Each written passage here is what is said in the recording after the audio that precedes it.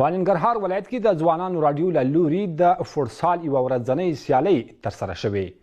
د دغه سیالیو ګډونوال وایي موخه یې ځوانان د فوټسال سیالیو ته د ځوانانو هڅول او فوټسال لوبو ته وده ورکول دي. د سیالیو ګډونوال لوبغاړي په سیالیو کې له ګډون خوښ دي. له ننګرهار ولایت څخه زموږ همکار نجیب الرحمن الکوزی او د دې خبر بشپړ جزئیات.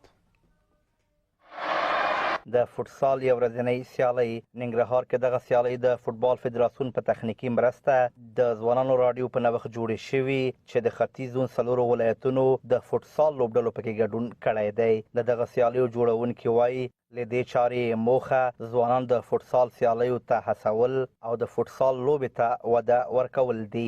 د ختیځو ولایتونو ترمنځ دغه سیالۍ په لاره اچول شوي دي چې دې کې ننګرهار لوبډله، د کونړ لوبډله، نورستان او لغمان لوبډلې برخه لري. دغه ځوانانو ته د ورزش په برخه کې د پرمختګ زمینه مساعده کو، ترڅنګ دغه د فوټسال لوبې ته د ودې، د پرمختګ او د بهتره رشد لپاره زمینه مساعده کو.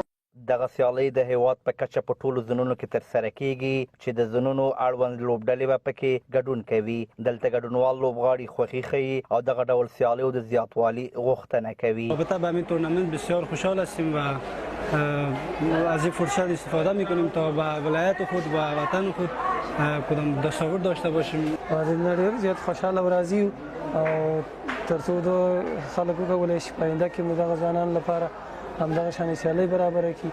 د فوټسال د لوبې ننداره کوونکي بیا دغه ډول سیالیو جوړول د نشو او نورو بېلاریو څخه د خلاصون ښه لاره بولي او په دوام یې ټینګار کوي.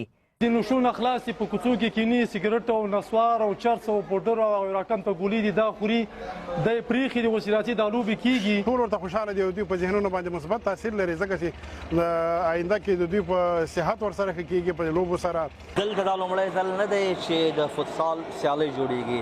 تر دې وړاندې هم دې ته ورته د فوټسال سیالۍ جوړې شوې وې، خو د ورزشکارانو غوښتنه دا ده چې په ننګرهار ولایت کې دغه سیالیو د پرمختګ لپاره دی لا ډیر کار وشي. نجیب الرحمن الکوزی، سهار افغانستان تلویزیون، ننګرهار.